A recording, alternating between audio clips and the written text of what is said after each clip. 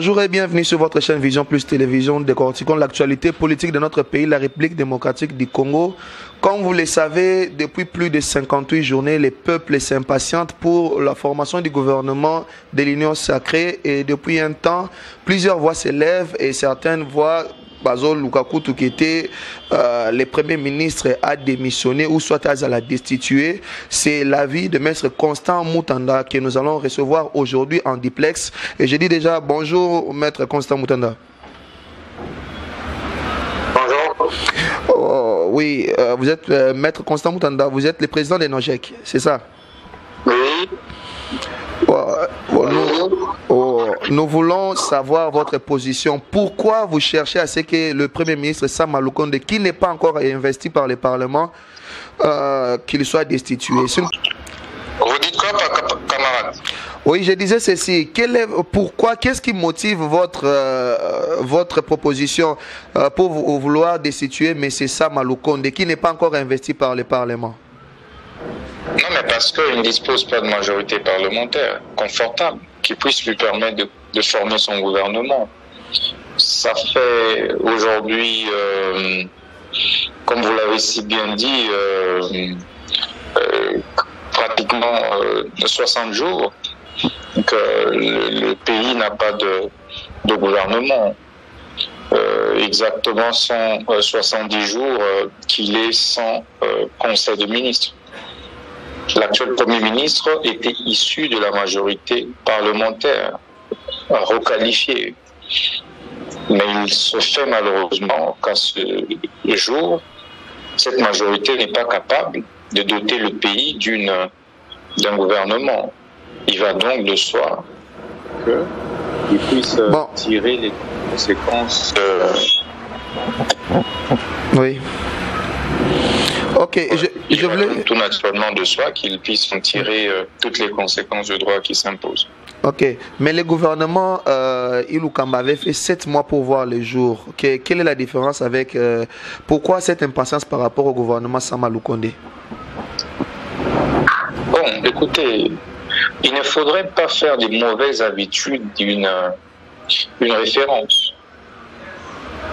Alors, à quoi aurait servi le changement à la tête du pays? À quoi aurait servi tout les tapages qui a émaillé le processus de création de l'Union sacrée? N'est-ce pas, c'était pour le changement, parce qu'on voulait se débarrasser des vieilles habitudes qui reculent la République. Mais c'est pour ça que nous pensons que l'actuel Premier ministre, ne disposant pas de majorité 2 mois après sa nomination, puisqu'il n'arrive pas à former le gouvernement, il doit rendre établi pour permettre la réqualification d'une nouvelle majorité ou carrément le recours à l'ancienne majorité qui puisse permettre au pays de souffler. Le pays est asphyxié aujourd'hui faute de gouvernement légitime. Tout est bloqué, tout est paralysé, tous les secteurs d'activité du pays sont à l'arrêt. Parce que l'on est en attente de la publication du gouvernement. Donc le Premier ministre devait en tirer toutes les conséquences politiques et de droits qui s'imposent. Et c'est pour ça que nous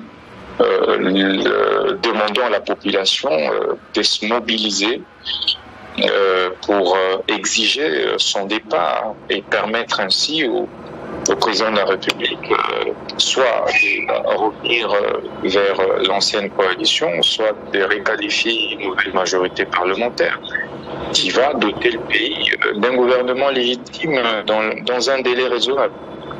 Maître Constant Moutanda, président de Nojek, ne sentez-vous pas que ce sont des appels des pieds que vous faites au président de la République? Parce que il y a presque 2 mois, le président avait lancé les consultations et après les consultations, il a nommé un informateur, à la personne du président Bahati Lukwebo du Sénat, et ce président a réqualifié une nouvelle majorité. Il y a eu de ceux-là qui ont quitté la Mouka, ceux-là qui ont quitté FCC pour former l'Union sacrée. Ne voyez-vous pas que c'est dans une confusion que nous sommes en train de nous tourner? Mais c'est ce que nous dénonçons. Nous pensons que c'était un leurre. Cette majorité qui était constituée là, c'était un leurre. qui était tout simplement destiné à replonger le pays dans une crise caractérisée. Mais c'est pour ça que nous disons, il est plus qu'urgent de refaire les choses normalement, puisque le pays se trouve aujourd'hui dans une impasse totale. Que faut-il faire? Mais il faut que le Premier ministre se rende compte qu'il n'a pas de majorité parlementaire qui puisse lui permettre de former son gouvernement. Mais ça va s'appeler le gouvernement, ça s'appellerait le gouvernement le Condé. Oui. Parce qu'on suppose que c'est sa majorité parlementaire qui lui permet de constituer ce gouvernement-là. Mais à partir du moment où il n'en a pas, 2 mois après, que faut-il encore attendre? Que faut-il encore dire d'autre? C'est clair qu'il ne dispose pas de majorité. Tout ce qui se passe maintenant, c'est des formules, des raccourcis. On cherche à maquiller ce qui n'existe pas en réalité. Et c'est le pays qui en souffre. C'est le pays qui va continuer à en pâtir. Et Maître Constant Moutanda, et la majorité qui est aujourd'hui... Sa démission. Oui, je comprends votre position et j'aimerais poser juste une question comme ça. Bon, et la majorité qui aujourd'hui au Parlement, cette nouvelle majorité qui a été requalifiée par Bahati Lukwebo en tant qu'informateur, qui a investi Mbosso Kodia en tant que président de la Chambre basse du Parlement. N'est-ce pas une majorité où nous sommes dans une confusion? Je viens de vous dire que c'est un cafouillage total. Les pays dans une confusion indescriptible. Il n'existe pas. La majorité parlementaire se constate quand? À quelle occasion est-ce qu'on constate l'existence d'une majorité parlementaire? C'est à l'occasion du gouvernement ou quelques jours après l'identification de la majorité. Celle-ci dote le pays d'un gouvernement, permet en fait au Premier ministre de former son gouvernement. C'est soit lors du vote du budget ou de certaines lois essentielles. En fait, c'est des moments comme ça où l'on constate l'existence ou non de la majorité parlementaire. Mais 2 mois après, que dire de ce qui s'est passé dernièrement? C'était en fait une guéguerre interpersonnelle qui n'avait rien à voir avec la requalification de la majorité. Il faut avoir la modestie de le dire, de l'accepter. Ceci pour permettre au pays de respirer, pour permettre au pays de sortir de cette agonie dans laquelle il se trouve.